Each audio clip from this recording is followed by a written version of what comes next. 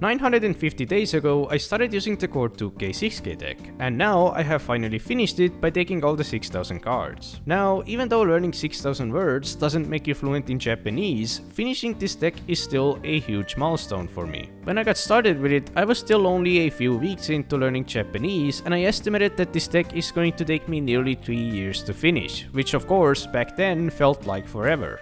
So, despite being unsure whether or not I'd still be learning Japanese 3 years from now, I was still pretty determined. So I tried my hardest not to miss a single day and to stay as consistent and disciplined as possible. And this is actually one of the reasons why throughout most of the journey, I was really strict with my reviews. Whenever I got anything even slightly wrong, I reset the card, which in a way was good for me as it prevented me from getting lazy and taking shortcuts. But it was also probably one of the reasons why Anki started taking way too much time, and I ended up hitting this Tetris effect where I started having too many old reviews for me to keep up with the new ones. Which is why I ended up lowering my daily new cards down from 10 to 6 and eventually 5.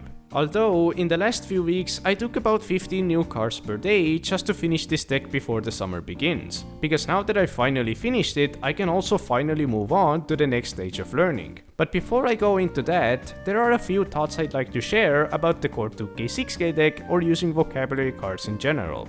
So, like I said, Anki used to take way more time than it does now, even though I have way more daily reviews than I had before. And I think there are 3 main reasons for this. One is that now I'm just much more familiar with kanji despite me never really having learned them separately. Whenever I get a new word, it's highly likely that it consists of kanji that I've already seen before, so I still recognize them and have a clue on their meanings and readings. And the second reason why is that now I've been immersing more than I was in the beginning. And the thing about the immersion is that you're potentially reviewing hundreds of words naturally, which of course will also increase your retention rate for those words on Anki.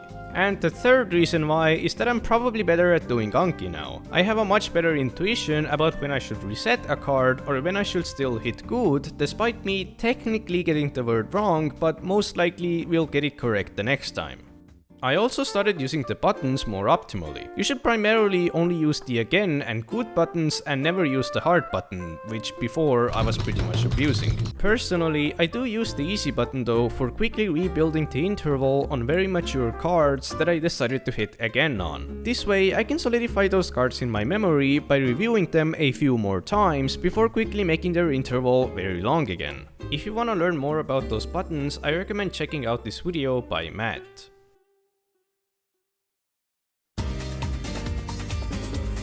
So, since I was really strict with my reviews, I also tried keeping the Core 2K 6K deck as vanilla as possible, to not stray away from the intended experience. This meant that I never edited nor deleted any cards, but honestly, there are so many words in the deck which have the exact same writing but a different reading or meaning. So, what I did was I just marked those cards with a flag and tried to brute force through them. But I don't really recommend this. I think it's much better just to edit those cards, for example, into sentence cards to give them some extra context, and if you're really having trouble with a card, you can always just delete it for now and learn the word later through immersion.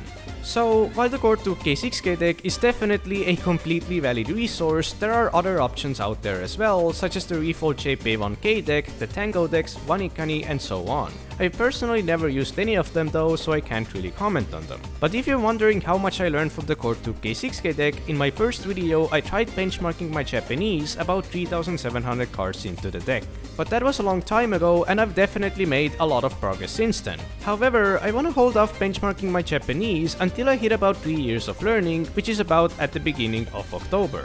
And the reason I want to hold it off is because now that I'm done with building a foundation, I'm going to start focusing primarily on immersion. And to make things exciting, this summer I'm going to learn Japanese every single day for 5 hours minimum. To spice things up a bit, every month is going to have a different primary focus, such as reading, listening, and even conversation.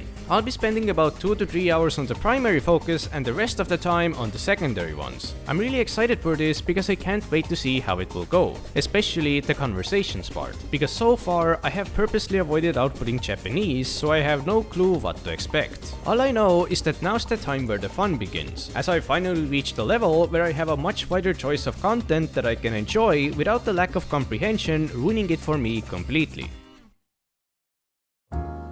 So anyway, I just wanted to make this short video to announce that I'm finally done with the Core 2 K6K deck and ready to move on to the next stage of learning, which I'll start off by trying to learn as much Japanese as possible this summer. And every month, I'll try to make an update video on how the progress is going. But because it's going to be pretty hard to demonstrate any sort of before and after each time, I'll just try to report on how the experience has been so far, as well as show data about hours learned, number of Anki cards created, and so on. I will probably still try to make a few videos in between though, and I also made a second channel where I'm going to be uploading some extra videos that don't quite fit onto this channel. Also, I might actually even do a few live streams to stream the learning or just to answer questions that you might have. So that's it for this video, and I'll see you in the next one.